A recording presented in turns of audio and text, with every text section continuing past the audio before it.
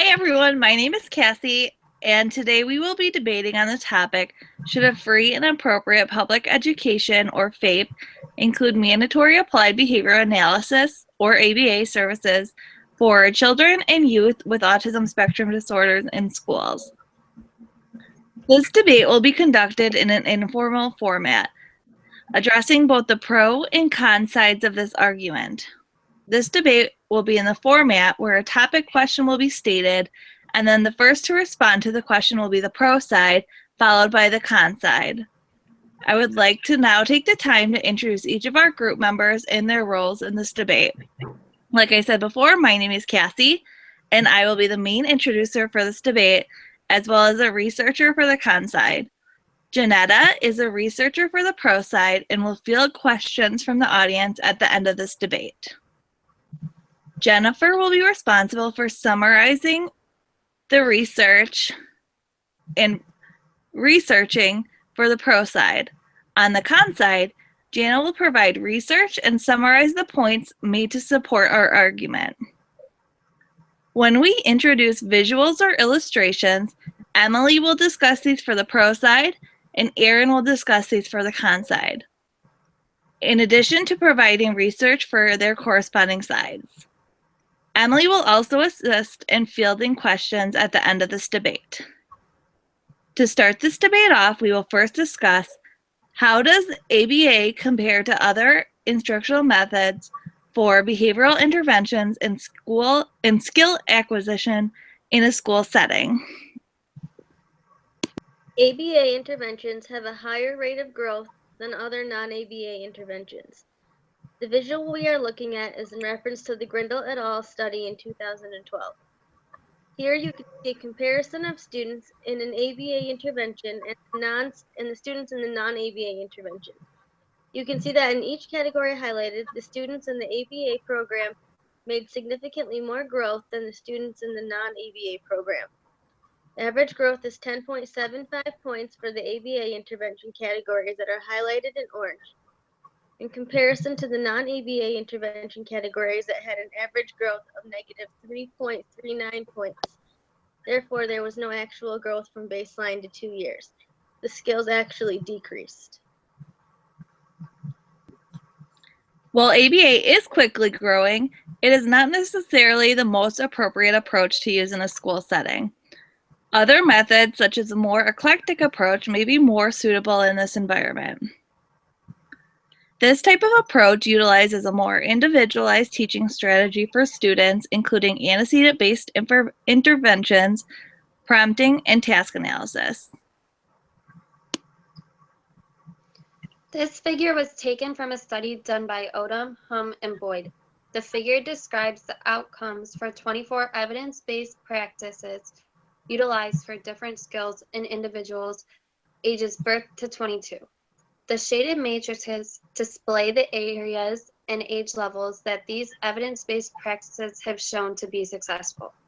This figure shows us that an eclectic approach to teaching the students may be the most appropriate in schools. Two other teaching strategies that have been researched and been proven to be successful include Teach and Leap. Teach utilizes the principles of visual schedules and work systems that are made to fit the environment versus the individual. In this method, individuals with autism spectrum disorders are taught separately from their typically developing peers. The other method, Leap, involves students being included alongside their typically developing peers.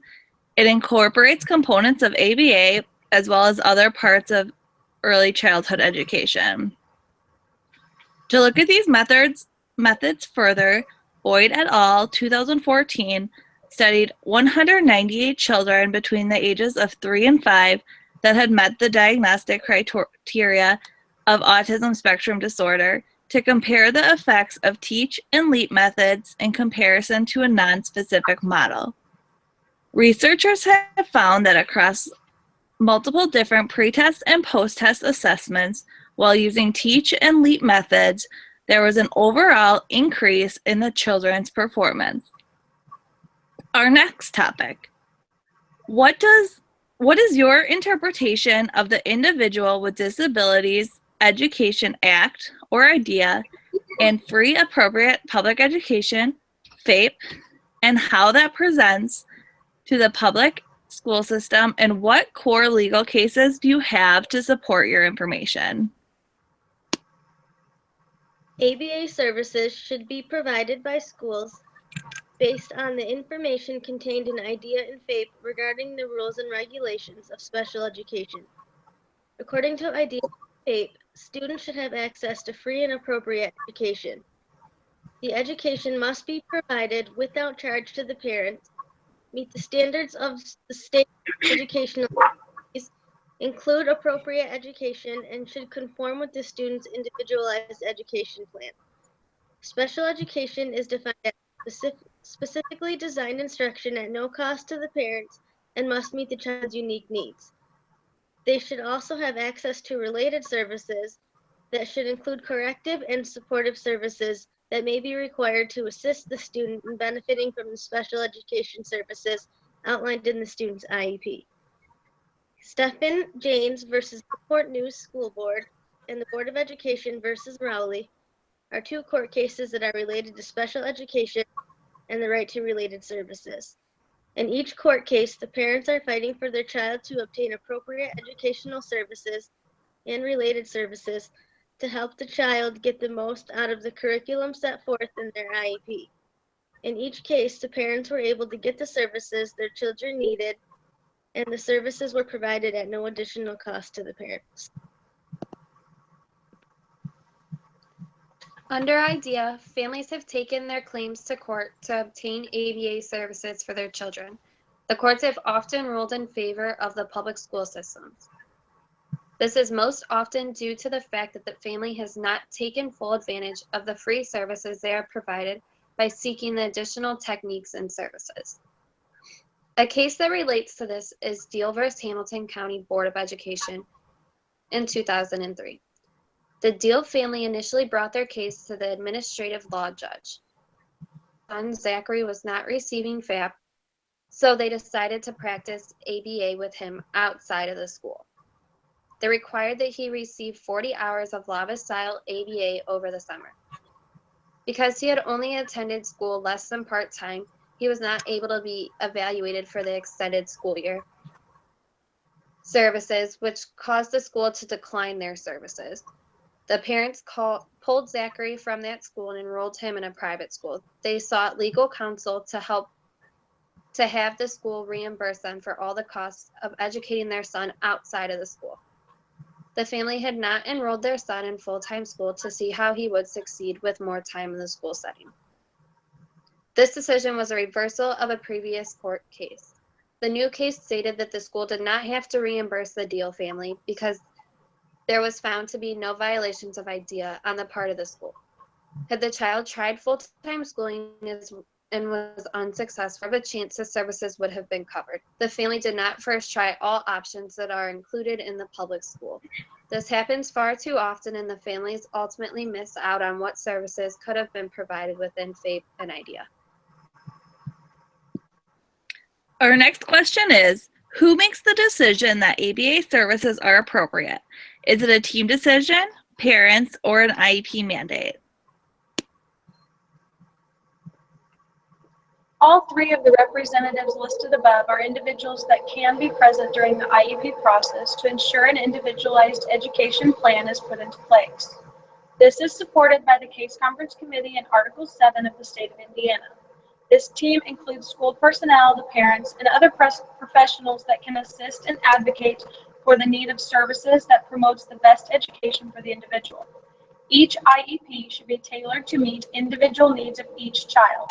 Subsequently, if the team decides the child needs ABA services to gain the maximum benefit from their educational goals, they should be provided by the school as a related service at no additional cost to the parents. In looking at IDEA, it's important to remember the reason for special education law. The first part, FAPE, is to ensure that the child with a disability has access to the services that he needs in the public school system. But the second part, Least restrictive environment is also exceedingly important. The least restrictive environment was established because it protects the student with a disability from being segregated from their peers or removed from regular education because of a disability, a learning or behavioral difference. LRE provides protection for students with disabilities from being removed from the natural setting, excluded from classes, or separated from peer groups. And LRE also protects them to give them access to the curriculum of the regular education. This mandate for least restrictive environment, I believe, is actually in conflict with one-to-one ABA programming in the public schools. Special education itself is defined as a service, not a classroom, but the placement must show that it is the LRE for the child. LRE requires that students with disabilities be educated alongside students without disabilities. Now, schools have to take LRE very, very seriously. They are actually judged by the Office of Special Education Programs and part of the state performance plans and indicators. Very few students, it is believed, would meet the requirement that greater than 60% of their day be placed in special education. All the minutes in the school day are included. All of those minutes are valuable for the child. Lunch, recess, art, music, and PE, which is actually a mandated subject. The continuum of placement also is different. Even with cases with children with severe disabilities, a self-contained classroom would be considered less restrictive than ABA therapy in a one-to-one setting. Many ABA programs insist on 20 to 30 hours per week of individualized one-on-one education. The educational week is approximately 30 weeks long, so the child would not have sufficient time with peers to fulfill the LRE requirement. When considering FAPE and ABA, one of the mandated purposes of FAPE is to provide supports for the child to participate in the educational opportunities of the school district. And ABA is actually taking the child away from those opportunities. It's removing the child from the opportunities in the educational environment. Our next question looks at, will funding for ABA be provided out of the school district's budget, the parents, or an alternative funding source? ABA services must be provided out of the school district's budget according to FAPE. If the IEP team feels that the student would need ABA services to meet the IEP's goals, the school district must pay for these services. Additional services such as ABA services should be treated as related services in the IEP, similarly to speech services, occupational therapy services, physical therapy, and so forth. When students have been placed in the position of paying for ABA services, this is usually taken place through the courts. At first, the burden of proof is on the party seeking relief that there has actually been a violation of FAPE for the child. For example, if the school would violate a procedural requirement of the IEP, or if the parents can prove that a lack of ABA in the IEP would be linked to educational harm. However, the IDEA mandate in 2006 uses the phrase that IEPs must apply specialized instruction that's based on peer-reviewed research to the extent possible.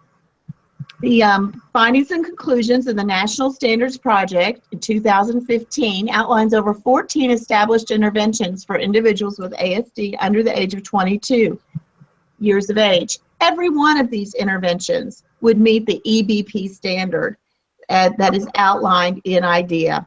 And any combination of these interventions would also meet that standard.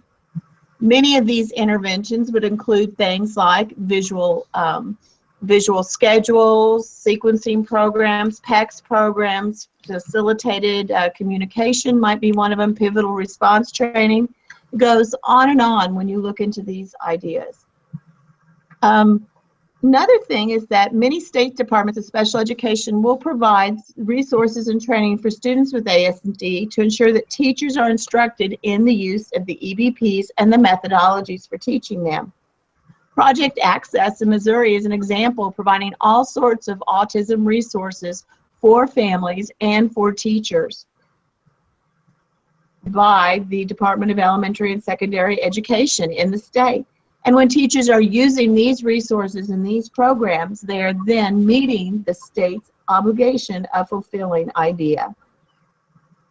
Of course, if a student did not show progress with this type of an eclectic approach, then a BCBA might be an important resource for consultation. However, implementation can be provided through the local district's already established staff perhaps without additional staff. We will now discuss, are schools able to properly train school personnel in ABA principles? How will they ensure the ABA is used appropriately and with fidelity?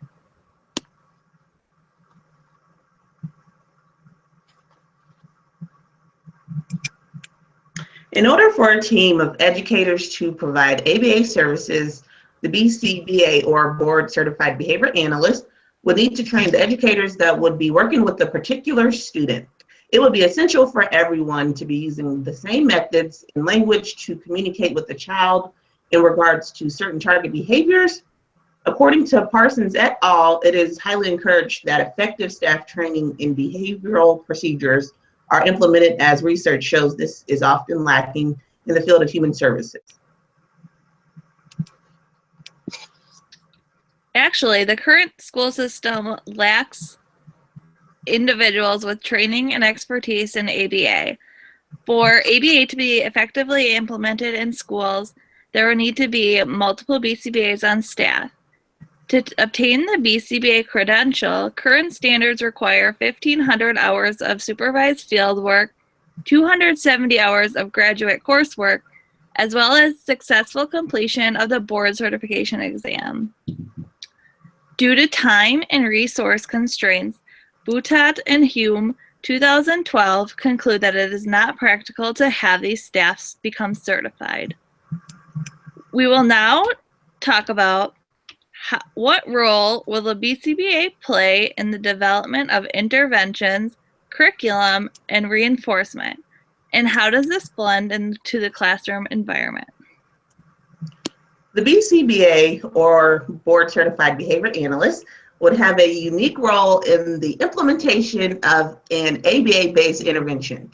The role is unique because they would be the only person on a team of individuals that is explicitly trained to identify the target behavior and to create a plan to modify that particular behavior.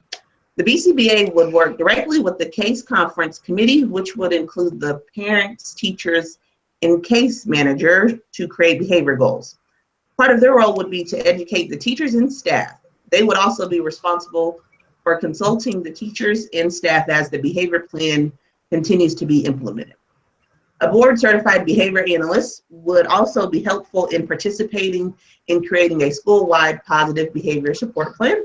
It would be essential that they work directly with the principal and teachers to target behaviors. In this instance, the BCBA would need to train all teachers and staff on that program.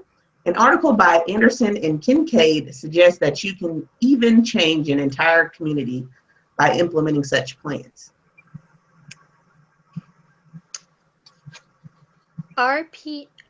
RPDCs, Regional Professional Development Centers, out-of-state universities have proven to be an effective method of teaching or training school staff and teachers in the implementation of school-wide positive behavior supports, or SWPBS, programs without a BCBA.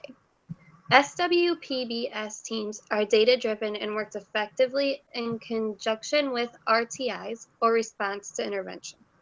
These teams utilize many behavioral principles found in the science of ABA to match the functions of behavior to interventions without requiring the costly time and money of a BCBA.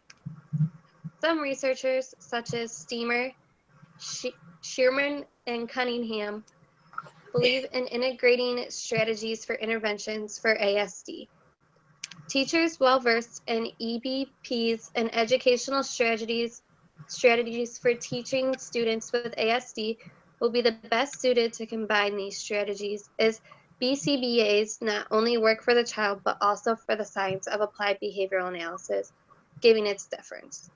Important aspects of the child's development may be ignored, such as social, emotional, motor, or pre-academic skills and behaviorally based curriculum. Once the BCBA is placed in the school, they are only able to work within the school boundaries. This limits what they are able to do and the service they are able to provide. Sometimes they need to buy, use, implement, and try, and it has to first be ran through the school system. The funds for the students will come from the school money and will be limited. They will not be able to buy all the materials that are needed and can be denied at any point.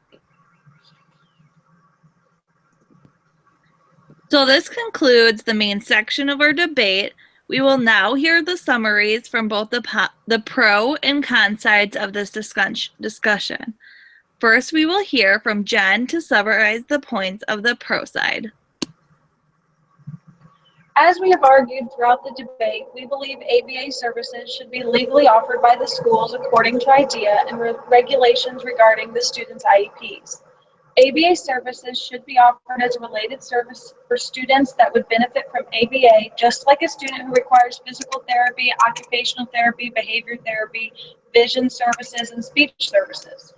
If a student could receive ABA services through a school setting, it would be less restrictive than a separate day school or clinic setting. When the student is not receiving direct ABA services, the student could be with their class and general education peers. They would have more age-appropriate social opportunities if they could receive ABA services while at school. While we realize this is not the only method available to increase a student's positive behavior, it should be offered for those who would benefit. There's no requirement that ABA services has to be a certain amount of hours. There is also no requirement that someone giving ABA services must be certified with the BCBA. While we realize there are a lot of questions left to be answered, for example, where will the money come from? How will this work in a school setting? Who will implement behavior plans, etc.?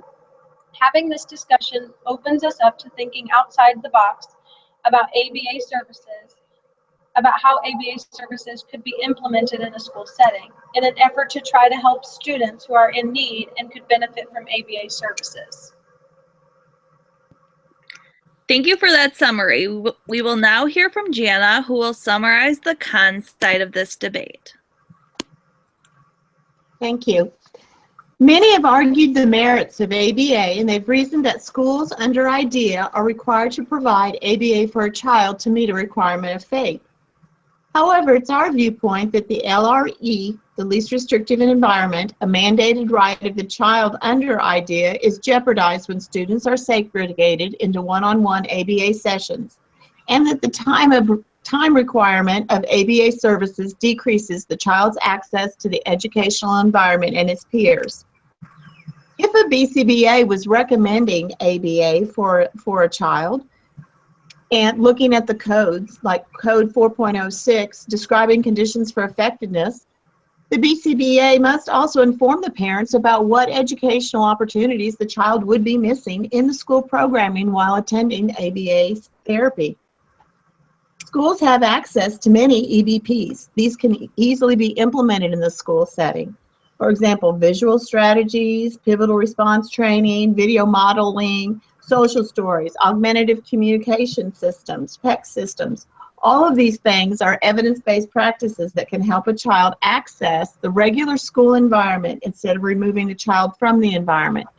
In addition, the research of Boyd and Odom 2014 shows us that programs such as LEAP and TEACH have research to back up their effectiveness. Even state departments of public education have provided training for school systems on both instructions for students with ASD and the SWPBS system. Code 1.02 states that BCBAs must work within the boundaries of their own competence. Teachers are the ones that are best prepared to establish IEP goals and instructions of which align with either the Common Core standards from the federal government or the learning standards adopted by a state. A student with a disability has the right to access the very same curriculum as neurotypical students with accommodations and modifications in the IEP. Those are established to help allow students with a disability access to this curriculum. Code 6.0 also shows that a BCBA has a dual standard of not only serving the child, but also the science and profession of ABA. In so doing, the total development of the child may be jeopardized when there is solely a behavioral-based program.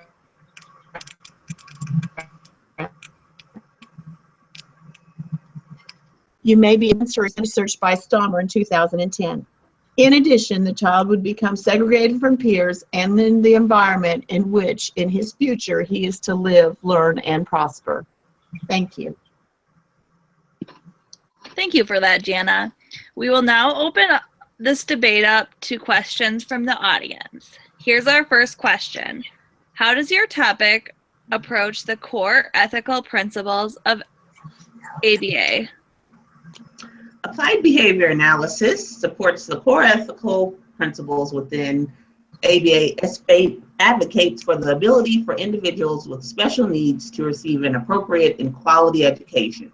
Due to this enactment, there has been much advocacy of FAPE within schools to ensure practices, including ABA, are available as they are recognized as effective treatments for this population. ABA places a high standard on the core principles to support the need of quality services in schools to promote a better quality of life in children.